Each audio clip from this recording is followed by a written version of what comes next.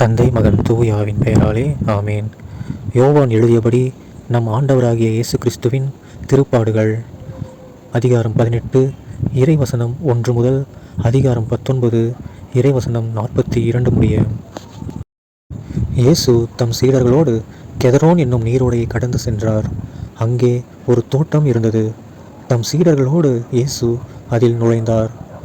அவரை காட்டி கொடுத்த யூதாசுக்கு அந்த இடம் தெரியும். ஏனெனில் இயேசுவும் அவருடைய சீடர்களும் அடிக்கடி அங்கு கூடுவர்.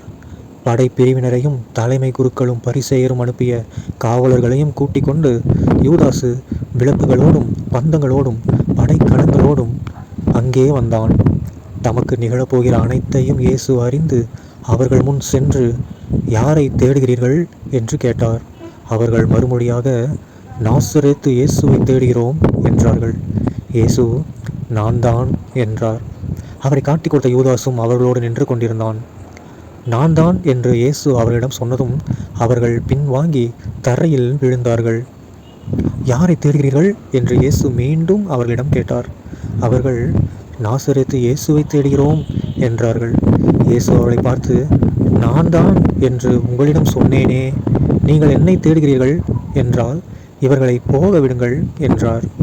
நீர் என்னிடம் ஒப்படைத்தவர்களுள் எவரையும் நான் இழந்து விடவில்லை என்று அவரே கூறியிருந்தது இவ்வாறு நிறைவேறியது. சீமோன் பேதுருவிடம் ஒரு வாள் இருந்தது.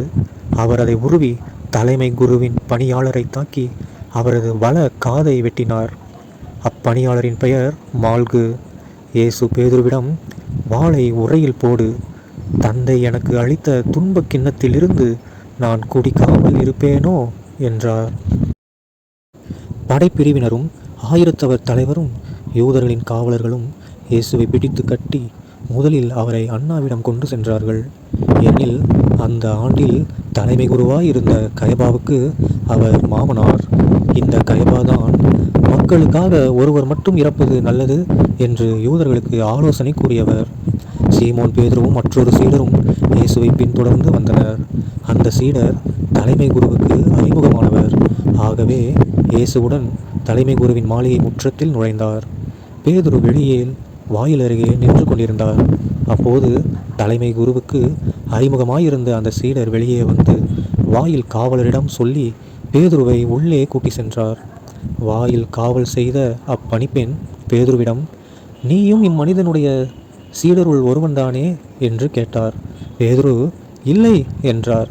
அப்போது குளிராய் இருந்ததால் பணியாளர்களும் காவலர்களும் கரியினால் தீ மூட்டி அங்கே நின்று குளிர்காய்ந்து கொண்டிருந்தார்கள்.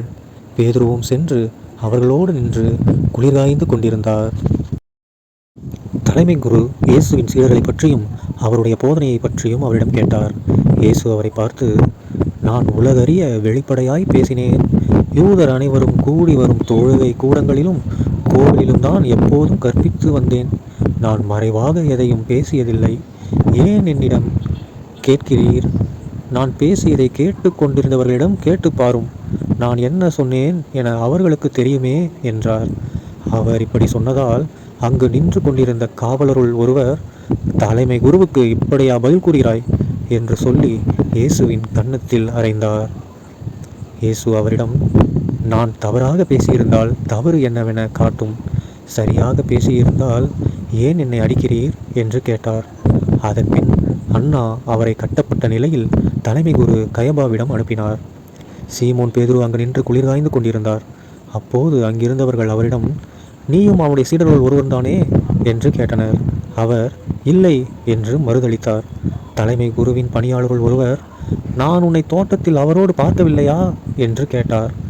பேதுருவால் காது வெட்டப்பட்டவருக்கு இவர் உறவினர். பேதுரு மீண்டும் மறுதளித்தார். உடனே சேவல் கூவிற்று. அதன்பின் அவர்கள் கயபாவிடமிருந்து ஆளுநர் மாளிகைக்கு இயேசுவை கொண்டு சென்றார்கள். அப்போது விடியற்காலம். பாஸ்கா உணவை உண்ணும் முன் தீட்டுப்படாமல் இருக்க ஆளுநர் மாளிகையில் அவர்கள் நுழையவில்லை. எனவே பிலாத்து வெளியே அவர்களிடம் வந்து, நீங்கள் இந்த ஆளுக்கு எதிராக கூறும் குற்றச்சாட்டு என்ன என்று கேட்டார். அதற்கு அவர்கள், இவன் குற்றம் செய்யாதிருந்தால் இவனை நாங்கள் உம்மிடம் ஒப்புவித்திருக்க மாட்டோம் என்றார்கள். பிலாத்து அவர்களிடம், நீங்கள் இவனை கொண்டு போய் உங்கள் சட்டப்படி இவனுக்கு தீர்ப்பு வழங்குங்கள் என்றார். யூதர்கள் அவரிடம், சட்டப்படி நாங்கள் யாருக்கும் மரண தண்டனை விதிக்க முடியாது என்றார்கள். இவ்வாறு தாம் எப்படிப்பட்ட சாவுக்கு உட்பட போகிறார் என்பதை குறிப்பிட்டு இயேசு கூறியிருந்ததை நிறைவேற செய்தார்கள். பிலாத்து மீண்டும் ஆளுநர் மாளிகைக்குள் சென்று இயேசுவை கூப்பிட்டு அவரிடம், நீ யூதரின் அரசனா என்று கேட்டான். இயேசு மறுமொழியாக, நீராக இதை கேட்கிறீரா அல்லது மற்றவர்கள் என்னை பற்றி உம்மிடம் சொன்னதை வைத்து கேட்கிறீரா என்று கேட்டார். அதற்கு பிலாத்து, நான் ஒரு யூதனா என்ன? உன் இனத்தவரும் தலைமை குருக்களும் தானே உன்னை என்னிடம் ஒப்புவித்தார்கள். நீ என்ன செய்தாய் என்று கேட்டான். இயேசு மறுமொழியாக, எனது ஆட்சி இவ்வுலக ஆட்சி போன்றது அல்ல.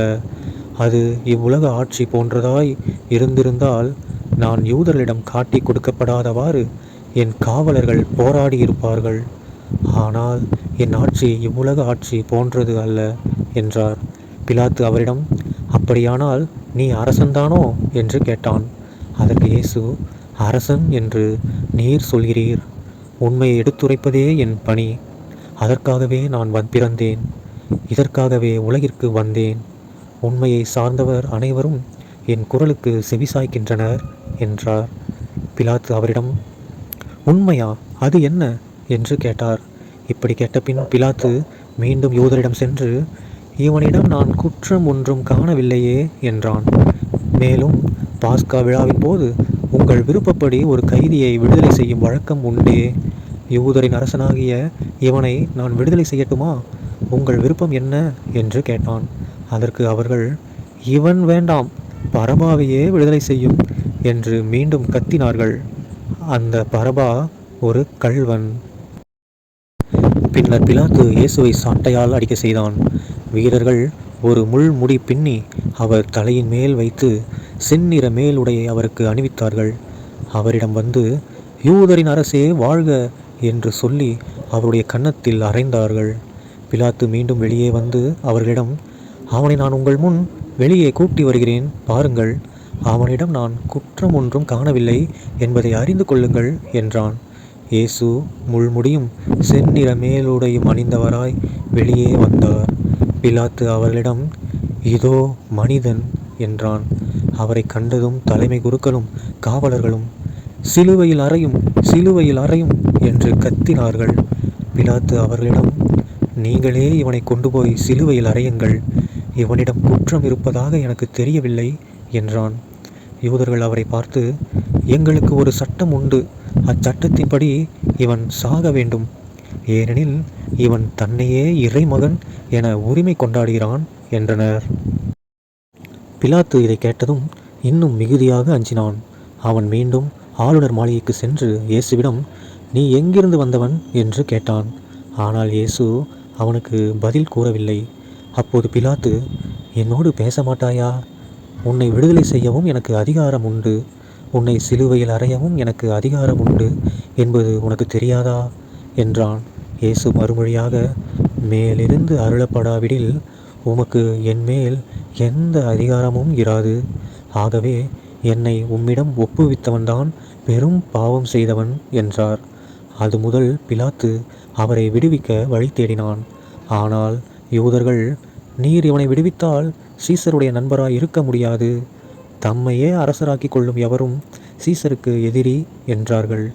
இவ்வார்த்தைகளை கேட்டதும் பிலாத்து இயேசுவை வெளியே கூட்டி வந்தான். கல் தளம் என்னும் இடத்தில் இருந்த நடுவர் இருக்கை மீது அமர்ந்தான். அந்த இடத்திற்கு எபிரேய மொழியில் கபதா என்பது பெயர். அன்று பாஸ்கா விழாவுக்கு ஏற்பாடு செய்யும் நாள். ஏறக்குறைய நண்பகல் வேளை. பிலாத்து யூதர்களிடம், இதோ உங்கள் அரசன் என்றான். அவர்கள், ஒழிக ஒழிக, அவனை சிலுவையில் அறையும் என்று கத்தினார்கள். பிலாத்து அவர்களிடம், உங்கள் அரசனை நான் சிலுவையில் அறைய வேண்டும் என்கிறீர்களா என்று கேட்டான். அதற்கு தலைமை குருக்கள், எங்களுக்கு சீசரை தவிர வேறு அரசர் இல்லை என்றார்கள். அப்போது பிலாத்து அவரை சிலுவையில் அறையுமாறு அவர்களிடம் ஒப்புவித்தான். அவர்கள் இயேசுவை தம் பொறுப்பில் ஏற்றுக்கொண்டார்கள். இயேசு சிலுவையை தாமே சுமந்து கொண்டு மண்டை ஓட்டு இடம் என்னும் இடத்திற்கு சென்றார். அதற்கு எபிரேய மொழியில் கொல்கொதா என்பது பெயர். அங்கே அவர்கள் இயேசுவையும் அவரோடு வேறு இருவரையும் சிலுவைகளில் அறைந்தார்கள். அவ்விருவரையும் இரு பக்கங்களிலும் இயேசுவை நடுவிலுமாக அறைந்தார்கள். பிலாத்து குற்ற அறிக்கை ஒன்று எழுதி அதை சிலுவையின் மீது வைத்தான். அதில் நாசரேத்து இயேசு யூதர்களின் அரசன் என்று எழுதியிருந்தது. இயேசு சிலுவையில் அறையப்பட்ட இடம் நகரத்துக்கு அருகில் இருந்ததால் யூதருள் பலர் இந்த குற்ற அறிக்கையை வாசித்தனர். அது எபிரேயம், லத்தீன், கிரேக்கம் ஆகிய மொழிகளில் எழுதப்பட்டிருந்தது. யூதரின் தலைமை குருக்கள் பிலாத்திடம், யூதரின் அரசன் என்று எழுத வேண்டாம், மாறாக யூதரின் அரசன் நான் என்று அவனே சொல்லிக் கொண்டதாக எழுதும் என்று கேட்டுக்கொண்டார்கள்.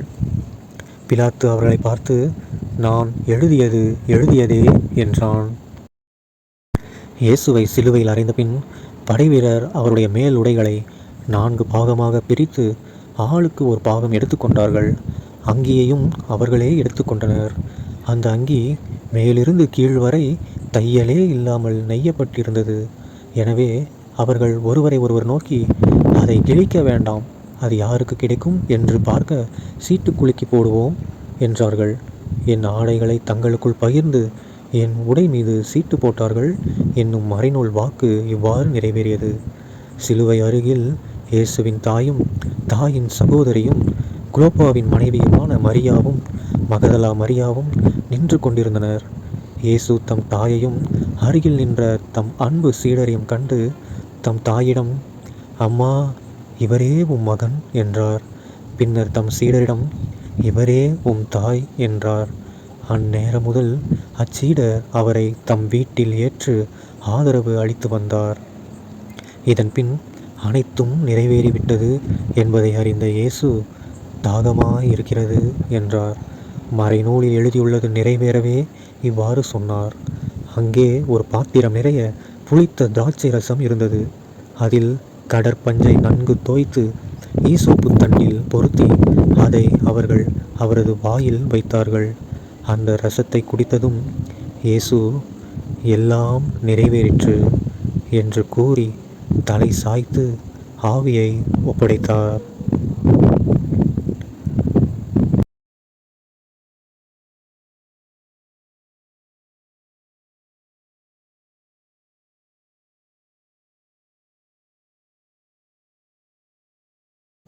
அன்று பாஸ்கா விழாவுக்கு ஏற்பாடு செய்யும் நாள் அடுத்த நாள் ஓய்வு நாளாகவும் பெரு நாளாகவும் இருந்தது.